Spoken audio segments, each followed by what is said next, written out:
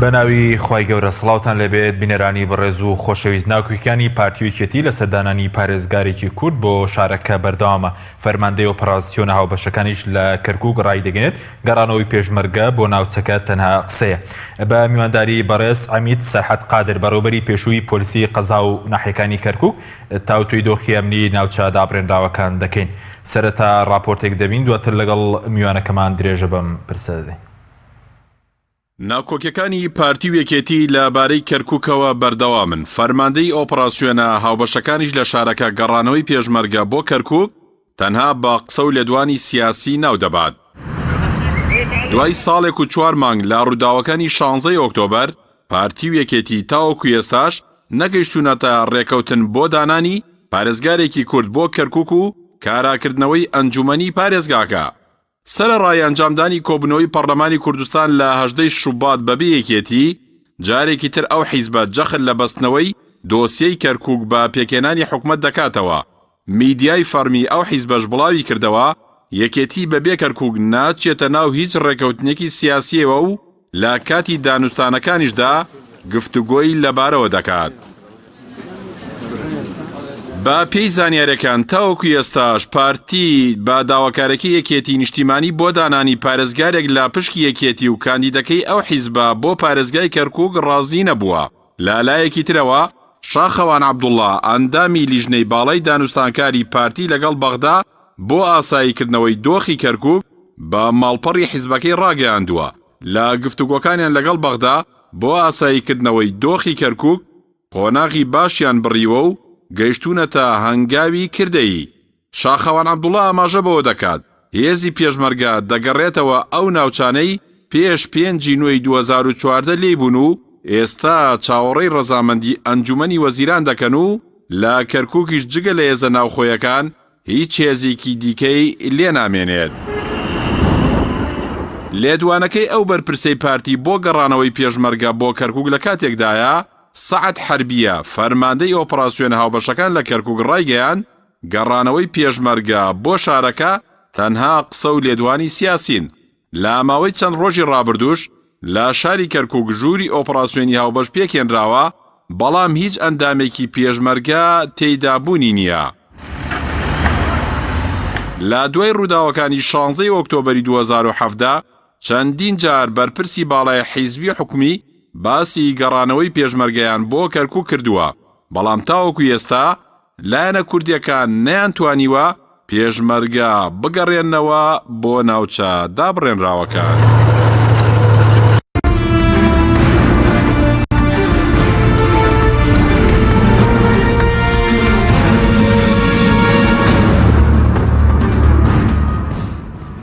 جارێکتر سڵاوتان لەبێت بینەرانی بەڕێز.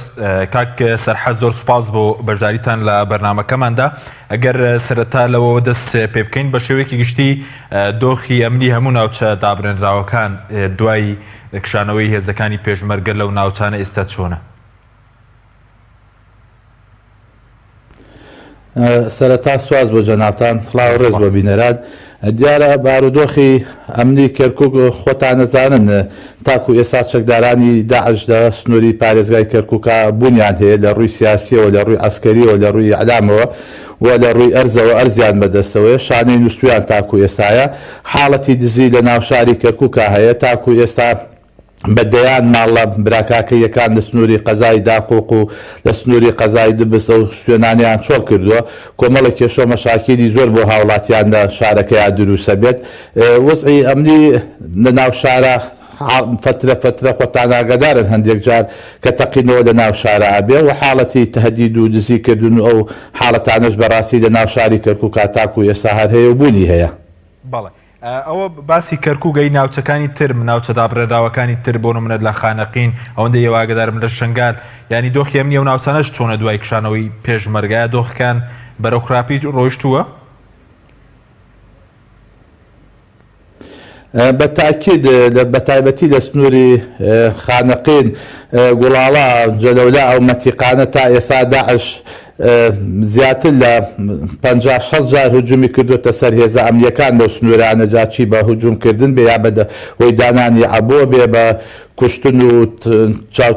چاوسورکردنەوە و تهدیدکردنی هاوڵاتیان لە سنوورانە بەردەوامەوە لە سنوورەکانی تریش بە هەمان شێوە تاکو ئێستا جم و جۆڵی داعش لە سنوورەکە هەیە و جگە لە وەزع سیاسی کە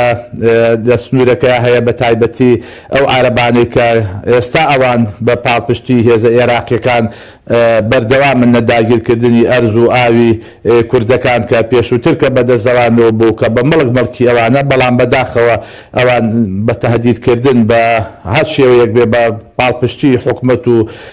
وحدەی ئیداری ئەو شوێنانە ئەوان بەردەوامن لەسەر ئەو کارانە. بەڵێ یعنی ئێستا داگیرکردنی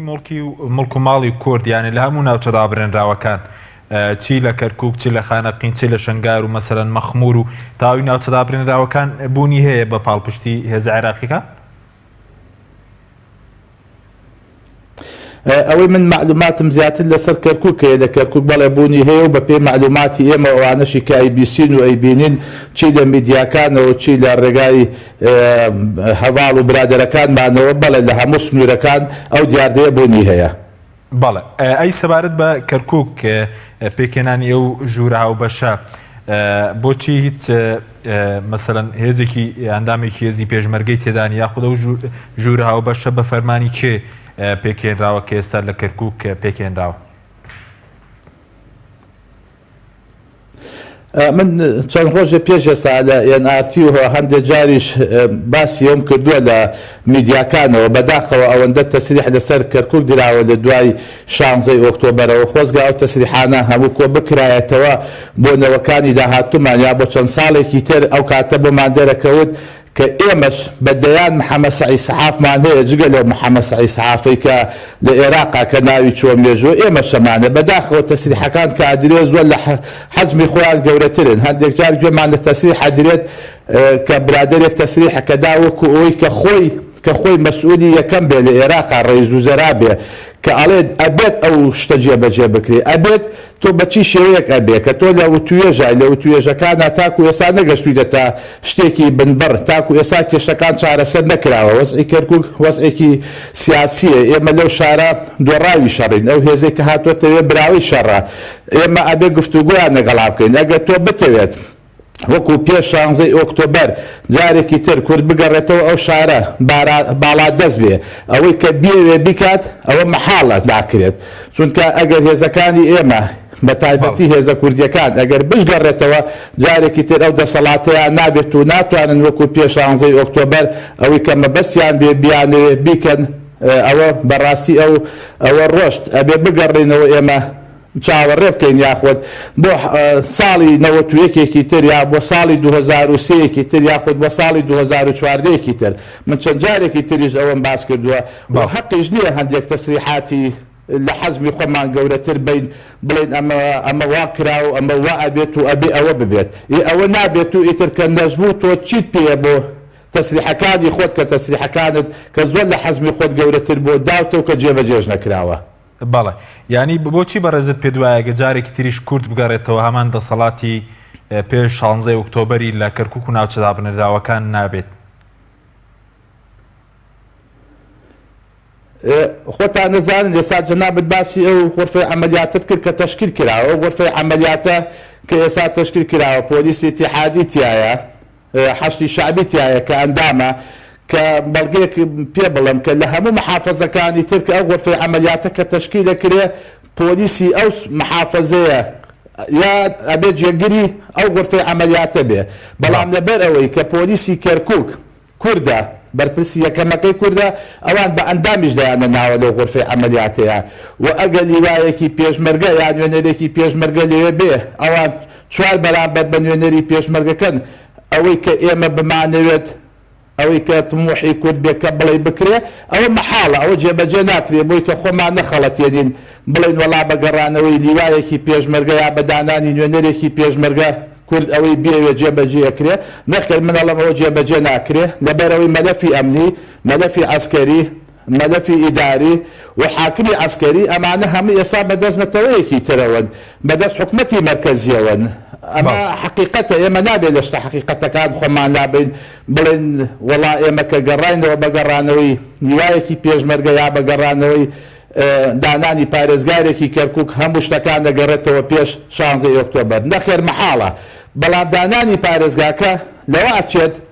ئەچێت ڕێگر بێت لەو پێشێرکاریانەی کە ئێستا ئاکرێ لە لابردنی ئەو بەرپرسە کوردانە کە زۆر جار کە بەهۆی هێزەوە بەهۆی تهدیدکردنەوە کە خەڵکی تر لە شوێنیان داهاندرێ لەوە ئاچێت کە پارێزگارێکی بەقووەت بێت بەقووەت بێویش بتوانێت ڕێگریەک بکات و هەر هیچ نەبێت مەجای ئەوە نەدات کە هێز بەکار بهێنرێت وەکو هێز بەرپرسێکی کول لە جێگایەکە لا ببرێت و بەرپرسی نەتەوەیەکی تردا بنرێ. باشە بەس بەڕێزت وتە دیانی ئێمە پێویستمان بە بارودۆخێکی وەکو 91 و 2003 و 2014 بۆی جارێکی تر کورد بامان هێز بگەڕێتەوە و ناوچانە؟ بەڵێ ینی مەبەست چیە لەمە ینی پێ دوایە ینی دەبێت چۆن بارودۆخێکی تر ئاوا بێتە ئاراوە؟ ئێمە ئەو سێجارە کە چوونەتە کەرکووک بەڕاستی کە هێزی پێشمەرگە کە داخلی ئەو شارە بووە وەکو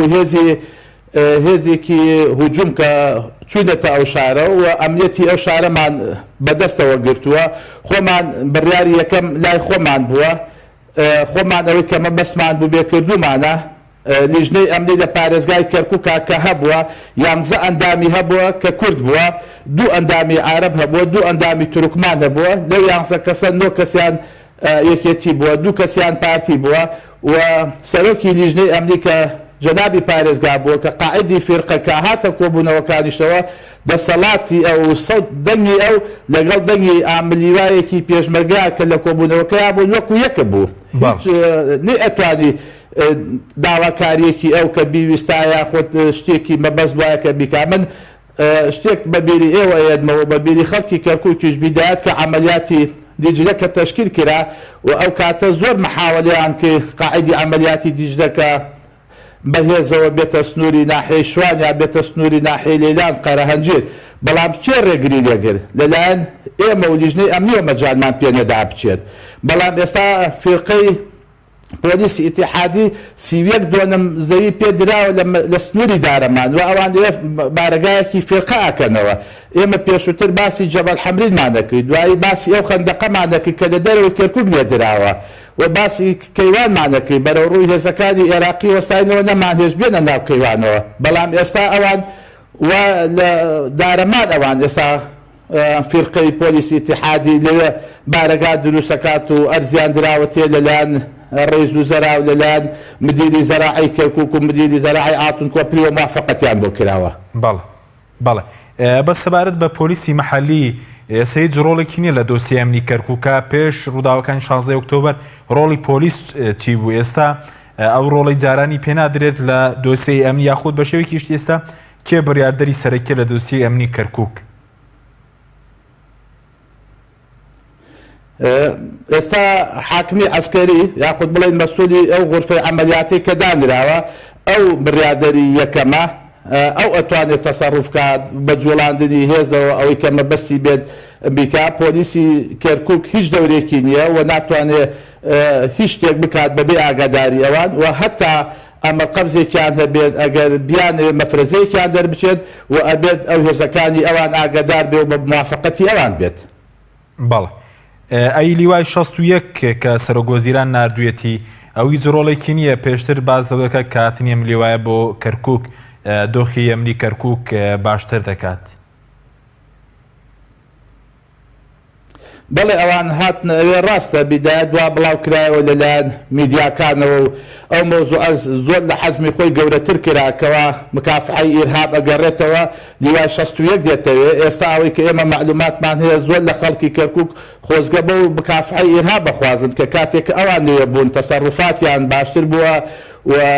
کۆمەڵێ شت ئەکرێ ئێستا لە ناو شاری کەرکووکە ئەو کاتە نەبووە و ئێمە با خۆشمان لە ڕاستیەکان دەشارینەوە ڕاستە ئەو مکافحەی ئیرهاب دوو فەوجی گەڕاوەتەوە بەڵام لیوایە کاتوەتە شوێنیان زۆر کەس بیدایە دڵی بەوە خۆش بوون کەوا مکافحەی ئیرهاب ئەگەڕێتەوە شارەکە لە چەکدا ئاماڵە و لە هێزی بێگانەی تیا نامێنێ و ئەمە هەنگاوەندرێ بۆ ئاساییکردنەوەی کەرکووک و ئەمە نەتیجەی ئەو گفتوگویانەیە کە کراوە بەڵام شتەکان هەمووی باکسەوە شکایەوە. بەڵێ باز ئێستا تەنها کورد لە ژووری ئۆپەراسیۆن هاوبەشەکان لە شاری کەرکووک کورد فەرامۆژ کراوە یاخود مەسەڵەن پێکاتەی دیکەش هەیە کە ڕۆڵی نەبێت لە دۆسیە ئەمنی و نیگەران بێت لە دۆسیە ئەمنی کە بەشدار نین لە بەڕێوەبردننی نەکرد ئێستا هەموو تەنها غێری کورد بەشدارنیە لەو غرفەی عەمەلیاتەیە هەموو نەتەوەکانی تر گوێمانیە نەبووە هیچ کەسێکە ناڕازی بێت لەسەر مۆزوعە لیوای 16 شعبی ئێستا ئەندامە لەو لیژنەی ئەمنیە لیوای 61 کە جەنابەت باسی کرد بە هەمان شێوە ئەندامە پۆلیسی فیرقەی اتحادی بە هەمان شێوەوان ئەندامن ئەوان هیچ ئەشکالێکیان نییە و هیچ ناڕەزاییەکیان دەرنەبڕیەوە لەسەرەوە تەنها ئەوەی کە نەبێت کووردە و پۆلیسیش وەکو ئیشارەتم پێیا پۆلیسیش ڕۆڵێکی نییە ئەجناگەر ئەبووە پۆلیسی کەرکووکیش وەکو جێگریش نەبووایە ئەبووە ئەندامی ئەو لیژنەی ئەمنیە بووە بەڵام بەداخەوە دیارەوان دایانە ناوەستەکان هەمووی سیاسیە. بەڵێ یعنی تورکمانەکانیش ئێستا ڕۆڵیان هەیە لە دۆسیە ئەمنی؟ تورکمانەکان بە حقیقت خۆتان لە ئیعلامن و لە ئیعلامەکانەوە گوێمانیە بوون کاتێکە هەندێک خەڵکی ئێمە باسی ئەوەیە کرد کە پێشمەرگە ئەگەڕێتەوە ئەو شارە ئەوان هەر زۆر زوو گەشتنە لای ڕێز و زەرا و کۆمەڵێ برادرانیان لە وەزارەتی دیفاع بینی و داوای ئەویان کە کەوتیان نابێت پێشمەرگە بگەڕێتەوە ئەو شارە و کۆمەڵە تەسریحاتیاندا ئەوەیان پێ باشەکە ئێستا هەیە. بەڵێ ئای سەبارەت بە ئەوەی کە نەتیجەی و گفتوگویانەی کە کراوە باز لە ئاسایکردنەوەی دۆخی کەرکووک دەکەن یعنی ئەوەندەی کە بەڕێز داگاداربی هەوڵەکان بەکوێ گەیشتون مەسە بەتابەتی لەگەڵ لایەنە کوردیەکان لەگەڵ لایەنە عارەبی و تورکمانەکان لە شاری کەرکووک. من قەنەعەتم بەوە نییە کە نەتیجەیەکی باشی هەبوو بێت ئەگەر نەتیجەی هەبوایە ئێستا ئێمە ئەمان بینی لەگەڵ دروستبوون ئەو غرفەی عەمەلیاتەیە نوێنەری پێشمەرگەشە چووەوێ ئەگەر نەتیجەی هەبوایە ئەنجومەنی پارێزگا کۆبووەوە پارێزگارێک بۆ شارە دانرا ئەگەر نەتیجەی هەبوایە ئەندامانی ئەنجومەنی پارێزگای هەمویان ئەگەڕانەوە بەیەکەوە ئێمە کاتی خۆی کە لە کەرکووک بوون کە کورد کە بە قووەتیش بوو بەڕاستی ئەندامانی ئەنجومەنی پارێزگای کەرکووگەوانەی لیستی برادرانی جەبهەی تورکمانی و عارەب کە لەو شاریا بوونەوان هەر لەوێ بوون و بۆ بەسیترین حاڵەت کە لەو شاریا کە ڕوویەدا ئەوان لەوێ ئامادە بوون مؤتەمەریانەکرد دیفاعیانەکرد زۆر بە ئاشکراوی کە مەبەستیان بوایە ئەیانود و زۆر جاریش هێزە ئەمنیەکانیان تاوانبارە کرد بە کۆمەڵێ پێشێلکاری بەڵام بەداخەوە ئێستا ئەوانە هیچی نییە ئەوان بە ئارەزووی خۆیان ئەوەی کە مەبەستیان بێت لەو شارەیە چی لە ڕووی ئەمنی چی لە ڕووی ئیداری چی لە ڕووی سیاسی و ئەسکەریوە لەو شارەیە ئەکرێ بەبێ ئەوەی هیچ کەسێک بەرەو ڕویان بۆستێت. بەڵێ باسی ینی پێدواون ئەو گفتوگویانەی کە بوون لەێوان وەزارەتی پێشمەرگە وەزارەتی بەرگری عێراق وەچی لە ڕووی سیاسیشەوە لەگەڵ لایەنە عێراقیەکان هیچ بەرەنجامێکی نەبووە تا ئێستا بەرەو پێشچوونێک نییە لە مەسەلەی کەرکووک. من قەنەعەتم نییە کە هەبوو بێت لەوا چێوە توێشکرابێ ئێمە برادرانی کە گوێمان لە تەسریحەکان بووە کە هەموو وایان و تۆ توانە 100% پێشمەرگە ئەگەڕێتەوە هەندێک جار باسیەوە کراوە کە پێشمەرگە ئەگەڕێتەوە کام ڕەبیە کە ئاچێتەوە کام سەنگەر کە ئاچێتەوە چی شوێنێک بەڵام ئەوەی کە خۆتان لە راپۆرتەکەتانە ئیشارەتان پێدا کە مەسئولی زۆری ئۆپەراسیۆنەکان کەرکووک تەسریحەکەی چۆن بۆ پێویست ناکەم من هیچ شتێک لەسەرەوە بڵم هەمیشە ئەوانەی حکومەتی مرکزی وەزارەتی دیفاع بەرپرسە سەربازیەکانی ئەوە بەڵێ پێدەیە عملیاتی هاوبەش بکرێت نەک ژووری غرفەی عملیاتی هاوبەش هەبێت لا غرفەی عملیاتی هاوبەش و لەگەڵ واجبی هاوبەشە عملیاتی هاوبەشە دوشتی زۆر لە یەک جیاوازن بەڵام بەداخەوە شتەکان تێکەڵ کراون و من جارێکی تریش دەڵێم بەداخەوە دەستگایەک هیچ شوێنێک نییە بۆ ئەوەی بڵێت تۆ ئەم تەسریحانە ئەدەیت ئەی نەتیجەی تەسریحەکانە چییە تا جوابدانەوەی حکومەتی مرکزی بەو شێوەیە تۆ ئەم مۆزوعە بۆ بەم شێوەیە ئەوروژێنیت بەڵام ئەوەیە بەداخەوە هەر کەسە بە ئارەزوی خۆی چۆنی مەبەست بێ و چۆنی بێوێت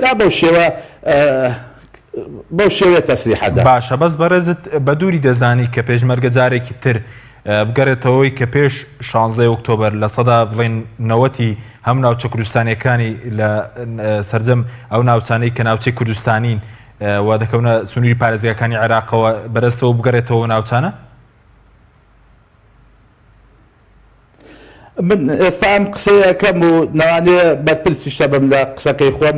ئێمە جارێکی تر وەکو پێش 16 ئۆکتۆبەر هێزی پێشمەرگەی کوردستان، هێزی ئاسایش، پۆلیسی کورد لەو شارەیە ئەو دەسەڵاتە بەو شێوەی پێشووتر ناتوانێت بگەڕێتەوە بە هیچ شێوەیەک لە ڕێگای وتوێژەوە. ئەی لە ڕێگەی چیەوە دەتوانین بگەڕێن؟ لە ڕێگەی شەڕەوە دەتوانین وەری بگرینەوە؟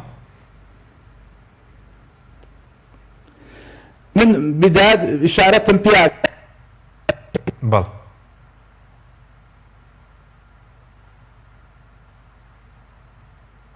بەڵێ پێشەوە کە بەو شێوەیە بگەڕێنەوە. ئەجناگەر هێزی پێشمەرگە بشگەڕێتەوە ئەو شارە بشگەڕێتەوە، وەکو پێم وتی ئەو دەسەڵاتی جارانیمان نابێت لەو شارەیە. ئێمە جاران کورد هەموو شتێک بوو لەو شارەیە. من نمونەیەکتان بۆیەنمەوە لە 2016 ئەو کاتە دکتۆر نەجمەدین تەلەفۆنی بۆ من کرد، وتی لەگەڵ لیوان جەمال ئاورنە پارێزگا ئێستا برادرانی حەشتی شعبیش دێنە ئێرە کۆبوونەوەکمان هەیە. کە چون برادرانی حەشتی شعبی هاتن دەو کاتە بەداخەوە لە دووست کە ئەگەر غەڵەت نەبم عەبید سیلوان کە شەهید ببوو، دکتۆرێک کە شەهید ببوو، هەندێک ئاڵۆزی هەبوو لە دووست، ئەوان داوای ئەوەیان کرد کە نوێنەریان بێتە جیسیسی و نوێنەریان باسکەکانە هەبێت و ئەو سیارانەی کە چەک و تەقەمەیان بووە لە باسەکان ڕان نەوەستێنێ و لەو عەمەلیاتانەی کە لە ناو شار و دەرەوەی شار ئاکرێت کە ئەوان بەشدار بن و نوێنەریان لە لیژنەی ئەمنی هەبێ لەبەرەوەی کە قاعدی فیرقە لەوێ نەماوە. ئەمە کۆمەڵێ شتی تریشیان تاراکرێت و لیژنەیەک تەشکیل بکرێت بۆ ئاساییکردنەوەی دووست.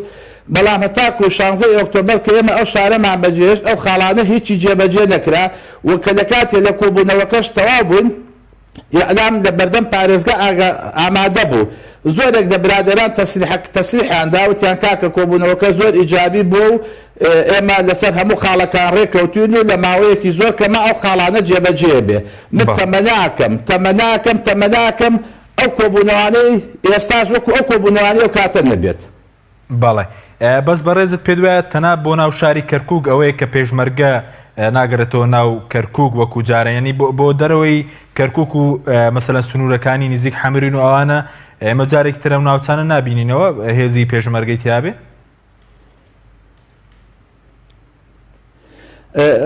کاکە حەمرین جێشی عێراقی لێ نیە تا پێشمەرگە بچێتە هێنە.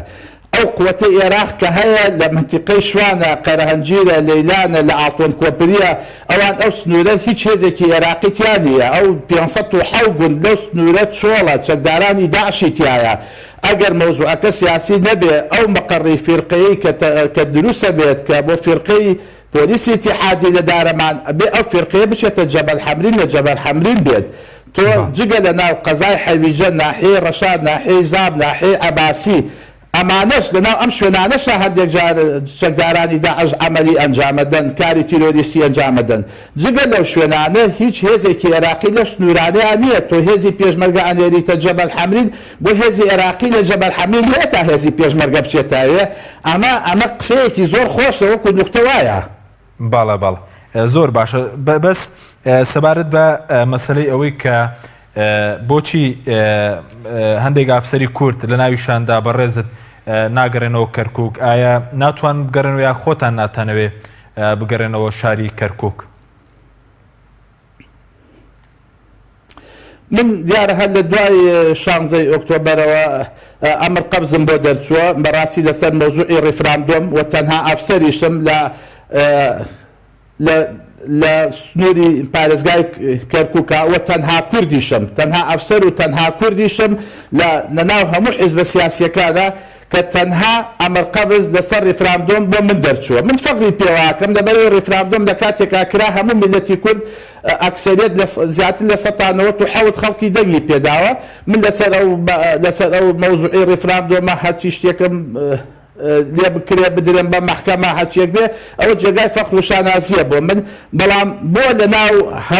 ناو هەموو کوردا تەنها ئەمر قەبز بۆ من دەربچێت و من بە تەمانیم بگەڕێمەوە ئەو شارە و ناشگەڕێمەوە. ئەگەر تۆ بگەڕێتەوە شوێنێکەوە هیچ دەسەڵاتێکت نەبێت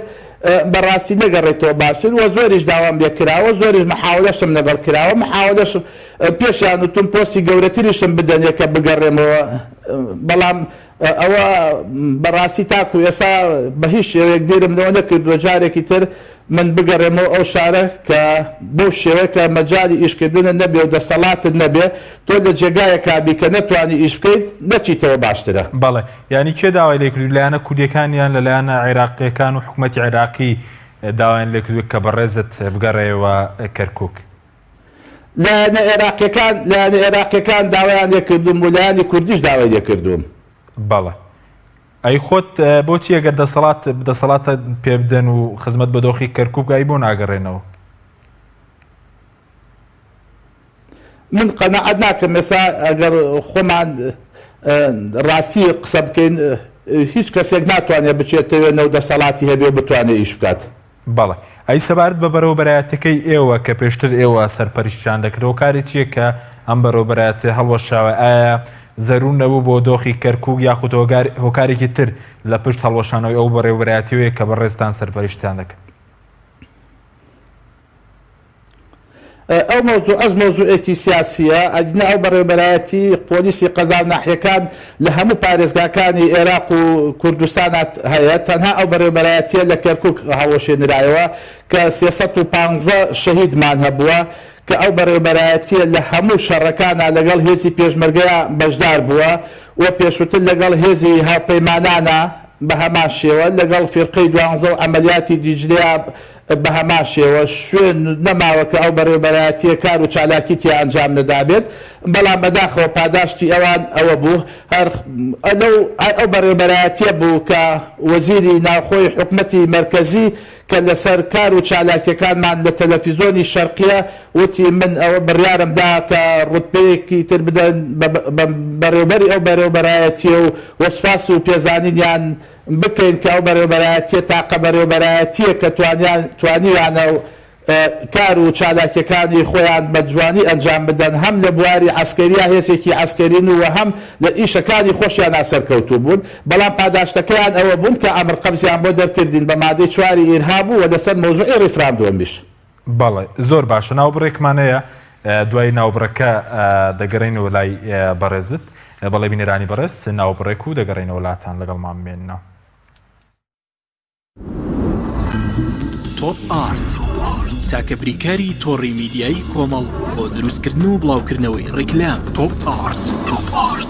ئایا تا ئێستا بیرت لەوە کردوتەوە کە ئینتەرنێتێکی بێسنوور بەکاربێنی یان بیرت لەوە کردوتەوە کە بۆ هەفتەیەک یان 2 هەفتە ئینتەرنێتی بێسنوور بەکاربێنی سەرەڕای هەموو ئەمانە تا ئێستا بیرت لەوە کردوتەوە کە بۆ یاری ئەلکترۆنیەکان ئینتەرنێتی بێسنوور بەکاربێنی؟ بێگومان نەخێر فانسی نێت هەموو ئەم کێشانەت بۆ چارەسەر دەکات. تۆش دەتوانیت بۆ ماوەی هەفتەیەک یان 2 هەفتە یان مانگێک بەردەوام بێسنوور لەگەڵمان بیت. ئێستا خزمەتگوزاریەکانمان لەم شوێنانە بەردەستە: سلەیمانی، شارباژێر، شارە زوور، هەڵەبجە، سەی سادق، عربەت، پێنجوێن، بازیان، تاسڵوجە و زەرگوێز.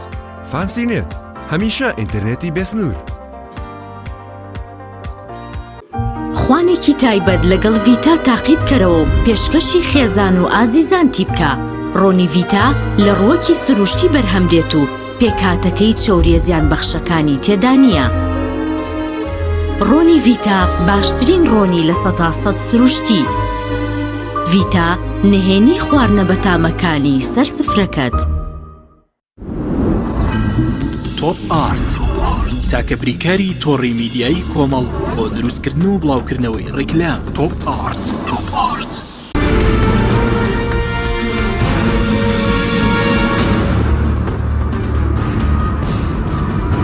جارێکتر سڵاوتان لەبێت بینەرانی بەڕێز لەگەڵ بەڕێز سەرحەد قادر بەڕۆبەری پێشووی پۆلیسی قەزا و ناحیەکانی کەرکووک درێژە بە چاوپێکەوتنەکەمان دەدەین. کاک سەرحەد سەبارەت بە مەسەلەی و پۆلیسانەی کە و بەڕێوەبەراتی کە بەڕێز سەرپەرشت دەکرد ینی پۆلیسەکانیش ئێستا مافیان خوراوە و یاخود گوازراونەتەوە بۆ شوێنی دیکە و بەڕێوەبەراتی کە بەڕێز وتت هەڵوەشاوەتەوە؟ ئەفسەر و کاربەندانی کە لە بەڕێوەبەرایەتی پۆلیسی قەزا و ناحیەکان بوون هەمیان تەوجیه کران بەسەر بەڵێ پێشتووە هاتنە سنووری سلێمانی و هەولێر. بەڵێ یعنی هیچیان لە ناو کەرکووک نەماون ڕێگەیان پێ نەدرێ لە ناو کەرکووک بمێننەوە.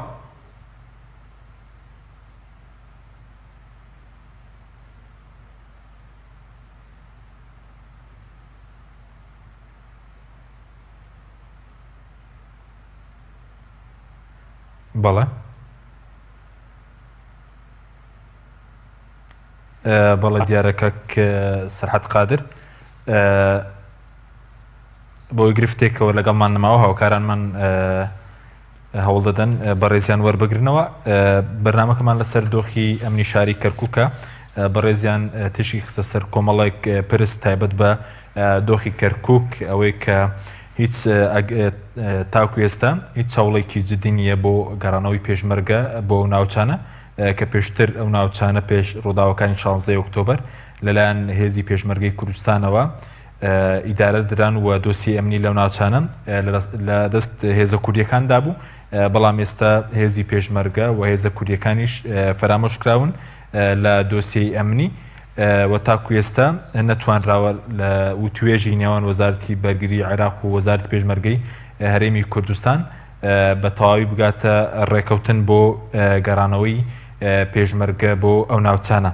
ئەوە بەڕێزیان باسی لەوەش کرد کە ئەو پێ وایە کە ئەگەر کورد لەم بارودۆخەدا بشگەڕێتەوە کەرکووک ڕەنگە دەسەڵاتی نەبێت و بڕوای وایە کە کورد بەوەی کە جارێکی تر دەسەڵات بگرێتەوە دەست لە کەرکووک. بەڵای گەر بچینەوە لای کاک سەرحەد سەبارەت بەو پێشمەرگانە پرسیارم کرد ئەو پۆلیسانە ببوورە کە بەڕێوەبەراتەکەی ئێوە ینی هەمویان بۆچی لە کەرکووک مەسەلەن جیان نەکراوە خۆیان نایانویست یاخود سزا دراون. هەندێک لەوانە خۆیان یانویست دەوێنە بەڕاستی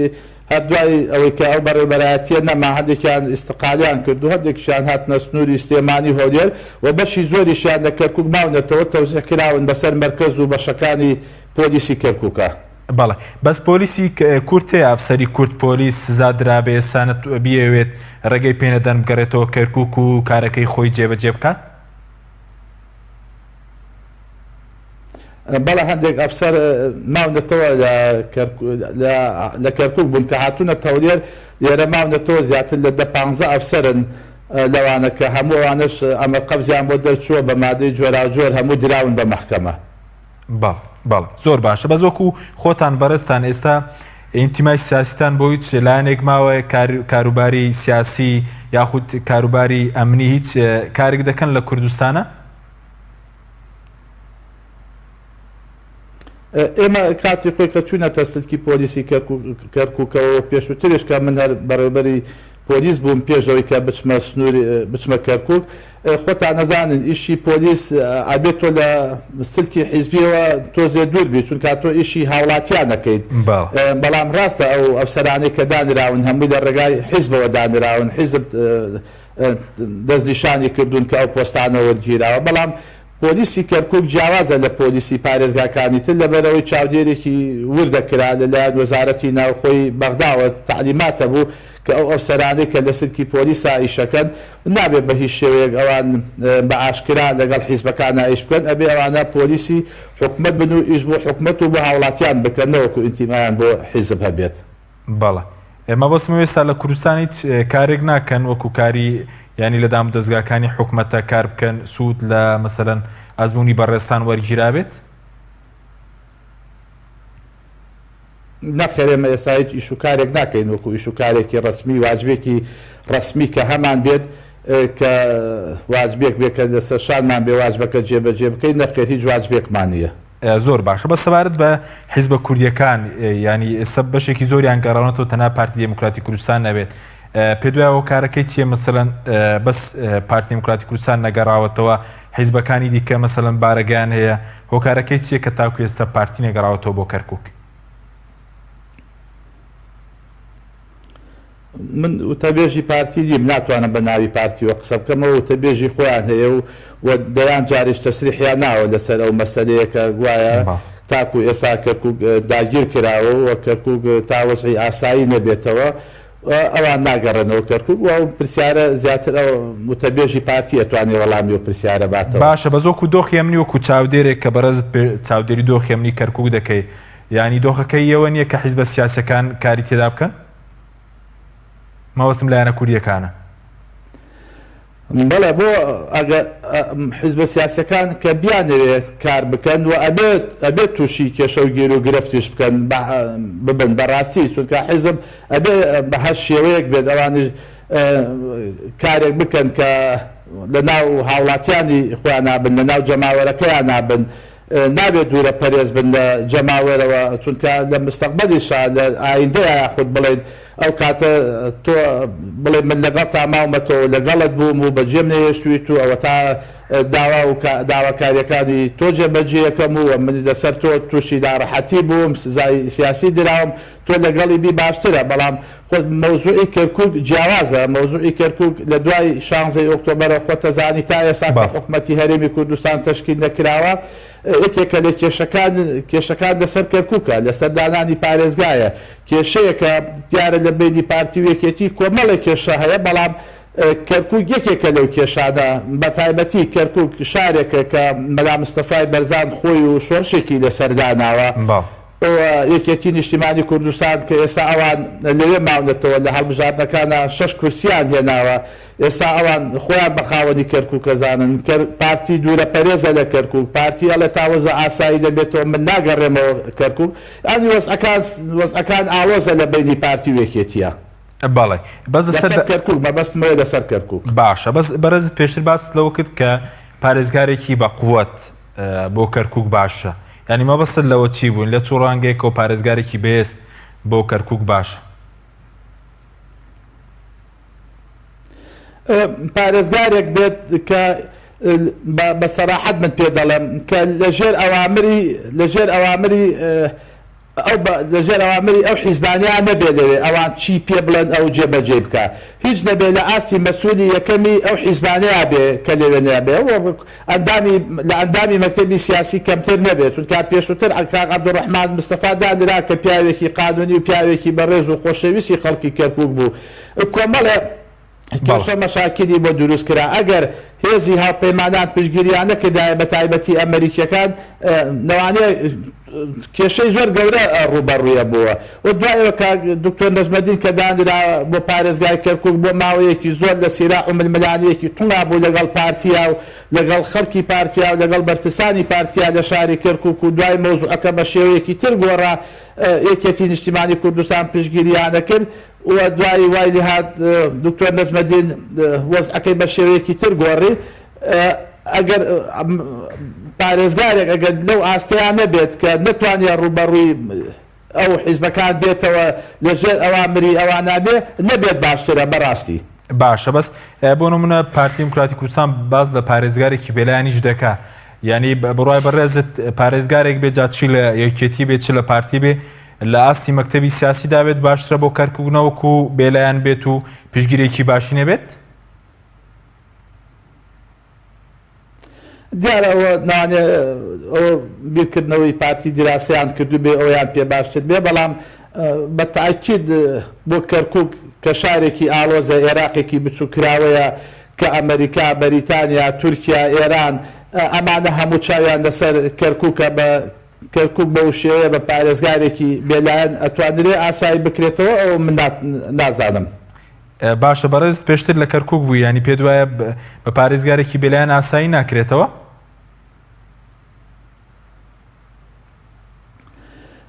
پارێزگارێک بێت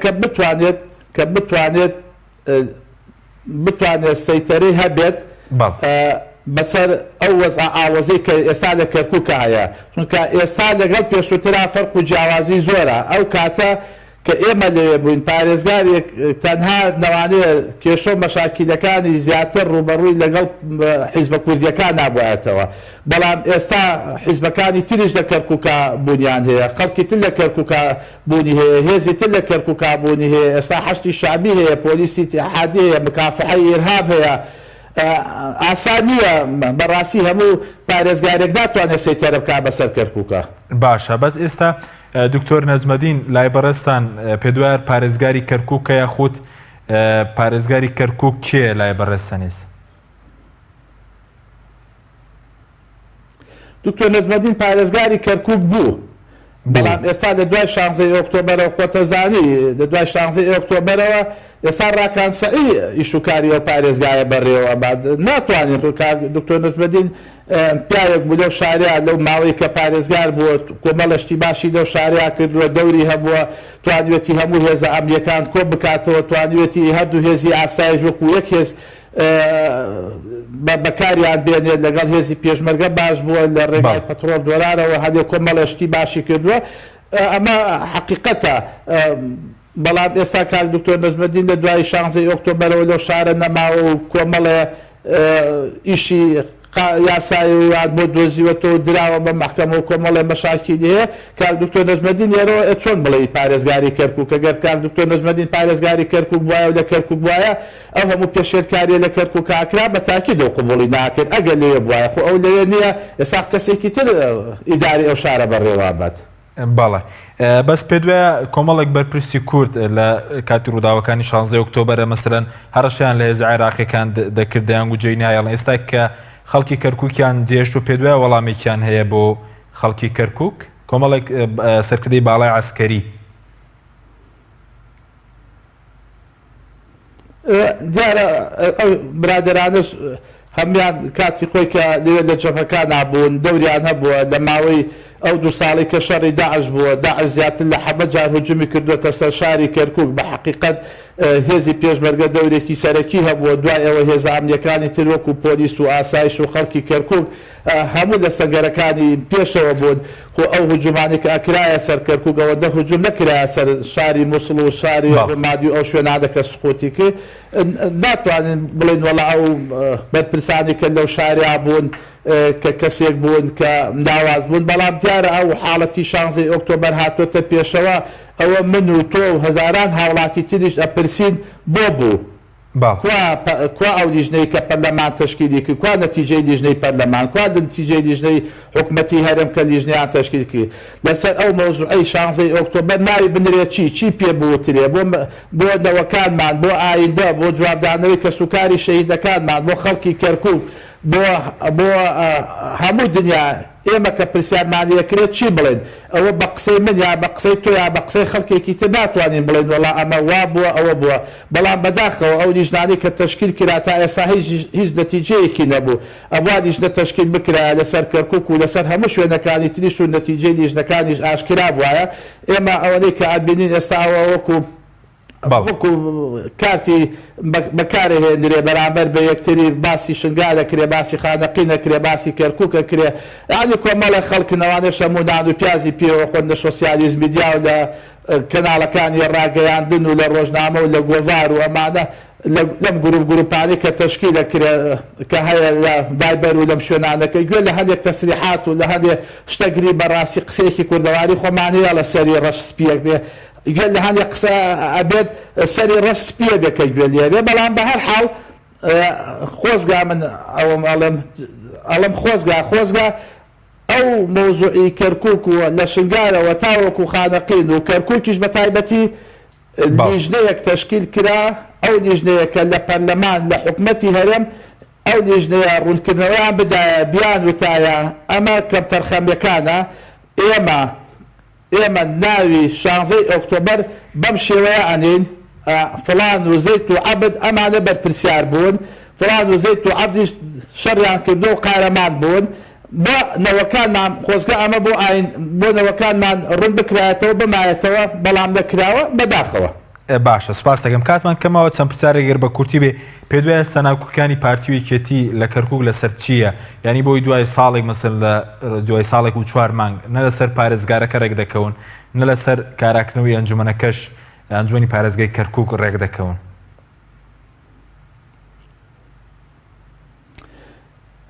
طبعا من پێم وتی وتم کۆمەڵێک کێشە مەشاکیل هەیە بە حقیقەت ناتوانین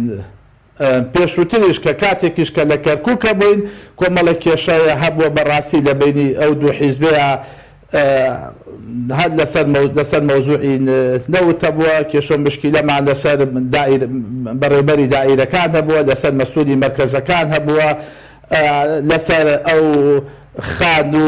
ئەرزانی کە تەوزی ئەکرا هەبووە ئەمە کێشەکان قوڵە بەڵام دانانی مەحافظ و گەڕانەوەی ئەنجومەنی مەحافەزە ئەمە دووشتی زەق و دیارن ئەجنا کۆمەڵە کێشە مەشاکلی تریژەیە ئێستا بەس دەسلکی پۆلیسە زیاتر لە 33 شوێن کە بەدەست کوردەوە بۆ ئێستا هەمووی عەرەب و تورکمان و خەڵکی تری لە شوێن دانراوە ئەمە جگە دوو قایم قامان هەبووە قایم قامی مرکز و قایم قامی داقوق هەردوو قایم قامەکە خەڵکی نەتەوەکانی تر ئێستا بەڕێوابن گەڕانەوە بۆ کەرکووک و بە ئاسانی تۆ بتوێت لە ماوەی 24 سعاتە هەموو شتەکان بگۆڕی ئەمە ناگۆڕدرێ کاکە ئەمە بە تەسریحی کەسێک ناگۆڕدرێ بە تایبەتی خۆ من ئێستا تەسریحەکان کە تەسریحێک بۆ تۆ بدەم زۆر لە خۆم گەورەتر بێ بڵێم ئەبێ فڵانەشت بکرێ وابێ وەکو ئەوەی کە من ڕئیس وزەرا بم يعني هەندێک جات تەسریحەکان بەو شێوەیەکە گوێمان لێ بێ بەداخەوە يعني حەق نییە ئەمە بێت حەقە ئێمە ڕاستیەکان بە خەڵک بڵین چیمان کردووە بە خەڵک بڵین بۆ ئێمە خۆڵ بکەینە چاوی خەڵکەوە شتەکان چڕاشە بکەین باشە بەس ئەوەندەی کە بەڕێزتەوێ وەکو ئەمریکەکان و هاوپەیمانان یعنی تا ئێستا بە فەرمی لەگەڵەوەدان کە پێشمەرگە بگەڕێتەوە کەرکووک ناوچە دابڕێنراوەکان چونکە باستێ پێشتر باز لەوکرێکە کۆبنەوە کراوە لەگەڵ ئەمریکەکان پرۆژەیەکی ئەمریکیە بۆ گەڕانەوەی پێشمەرگە بۆ ناوچانە ئەمریکیەکان و هاوپەیمانان ئەوان پیان خۆشە تەنسیق و هەماهەنگی هەبێ لە بینی پێشمەرگەیە خۆ بینیمان ئەوان محاولیان کە عملیەکیان کرد لە سنووری مەخمور بەداخەوە کە عملیەکەش عملیەکی سەرکەوتوو نەبوو پێشمەرگە لە کەرکووک گریا لە مەخموریش کە پێشمەرگە لەو شی و دۆڵانیا بەجێما بەداخەوە بە دیاشەی دەکانەوە گریا لەو دوو شوێنیا پێشمەرگە گریا بەڵام ئەمەلیەکار بوو ئەوە بوو ئەمریکەکانەوە ئەمەلیانکەی بۆی کە کۆمەڵی ڕسمی پێشمەرگە و جێشی عێراقی بێکەوە ڕسمەکان بگرن بە ئاڵای کوردستان و ئاڵای عێراقەوە و بڵێنەوە ئەو ئەمەلیە هەردوو لاکردویانە لە سنووری مەخمور کرا و دوایش هەردوو هێزەکان گەڕانەوە شوێنەکانی خۆیان ئەوان پیان باشە کە هێزی پێشمەرگەش لەوەیان بێ ئەوەندەی کە ئێمە یان بینین و لەگەڵمانە دانیشتن و پەیوەندیمان پیانەوە هەیە و پەیوەندیمان پێوەکەن پیان باشە بەڵام ئەوان ناشتوانن بە زەخت بکەن بڵێن ئەبێ ئەوە جێبەجێ بێ داواکردن جایە پێشنیار جایە بڕیاردانی جایە باشە بەڵام باز لەوە دەکرێت بە کورتی بسپاسکن سەرۆگۆزیرانی عێراق دۆستی کووردە ئەین تا ئێستا و سەرۆگۆزیران لەگەڵەوەدا نەبوو کە پێشمەرگە بگەڕێتەوە ناوچانە و کورد هاوبەشی ڕاستەقینە بێ لە دۆسی ئەمنی ئێمە هەموو ڕێز وزەراکان کە دادراون بەداخەوە هەمویانمان بە دۆستی کورد و بە برای کورد و بە مامی خۆمان و بە خاڵی خۆمان مازانیوە بەڵام دوایش نەتیجەکەی خێرا بووە ئەگەر ئەو مەبەستی وایە و بیکردە تا ئێستا یەکێک لە هەنگاوانی کەوەتی بۆ بە ڕێز وزەرا هیچ یەکمان نەبینیوە تاکو ئێستا لەم ڕێز وزەرا تازە کە جێگای دڵخۆشی بوو بێ بۆ میلەتی کورد بەڵێ سەبارەت بە داعش بەڕێز پێشتر وتت 507 گوند ئێستا لە سنووری حەمرین داعشی لێەوە کارەکەی چییە کە سەریان هەڵداوەتەوە لەو ناوچەیە؟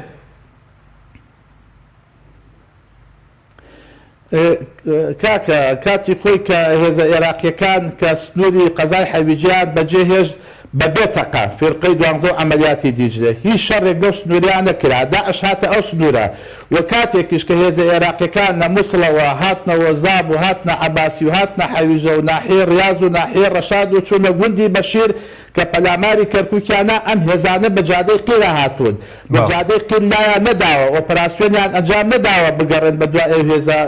پاژماوانی چەکدارانی داعشە ئەو هێزانە هەر لەو سنوورە ماودەتەوە ئەوەی کە هەبووە لە ماوەکانی پێشوە لەلایەن تیارەی هاوپەیمانانەوە چەند چەکدارێکی داعش لەو سنوورە کوژراوە لە ماوەی مانگی پێشوە بەڵام داعش ئێستا لەو سنوورە هەیە لە سنووری قەزای دبسەیە لە سنووری قەزای دووسەیە لە سنووری قەزای داقوقەیە لە حەویژە هەیە ئەمە بە ئاشکرا خۆن ئەوان ڕۆژانە کار و چالاکیەکانی خۆیان بڵاوەکەنەوە و ئیعلامیش نەیتوانی وەکو پێویست ئەوەی کە لەو سنووریە ئەبێت باسی بکات ڕێگان بە ئیعلامیش نەداوە ئەجنا کەم ڕۆژەیە کە لەو سنووریە ئەوان یا ئەبۆ دانەنێن یا بەهۆی ئەوە کە پەلاماری هێزە ئەمنیەکان نەدەن بەڵێ دوا پرسیارم سوپاس دەکەم ئێستا دۆخی کەرکووک لە ڕووی ئەمنی و ناو شارەکە ئێستا باشترە ئەو کاتێک کە بەرەس هێزە کوردیەکانەوە بوو لە ڕووی تەقینەوە و ڕفاندن و کوشتنی خەڵک